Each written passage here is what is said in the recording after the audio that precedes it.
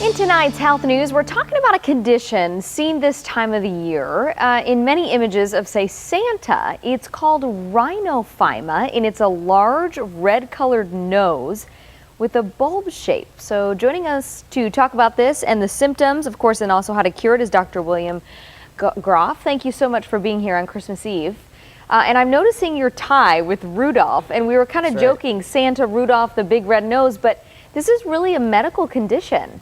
Yes, it's actually a form of rosacea. Now, Santa has the rosy red cheeks, and we all love that iconic look of Santa, and it looks great on him, but on you and I, having the red cheeks might not be a good thing, and certainly when it progresses to this form of rosacea called rhinophyma, which means enlarged nose, it certainly isn't a look that most people would be happy with. So it's something we want to educate people about, as well as let them know there are treatments available to help them. Is it something where if you already have rosacea that the likelihood is that it could progress into something like this, or is it you definitely have to have it beforehand? Yeah, it's usually a continuum. So patients who suffer with rosacea for many years, their nose can start to enlarge over time, usually starting in the 30s and going into the 40s and 50s, and it can become quite a deforming and embarrassing condition. And I think we have some photos.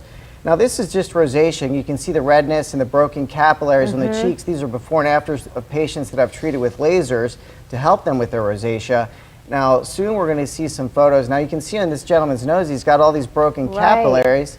I'm waiting to see the rhinophyma photos. Oh, here we go. So you can see the gentleman, the picture on the right is after I treat him with what's called a CO2 laser. And you can see how the image on the left is very pendulous and bulbous. This gentleman, that's a week after I treated him. You can see how much better his nose looks. I mean, it's amazing what we're able to accomplish for these patients. It really affects their ability to socialize and be in the workplace. And it really can be an embarrassment for them. So it gives me a lot of pleasure as a physician to be able to treat and help these individuals.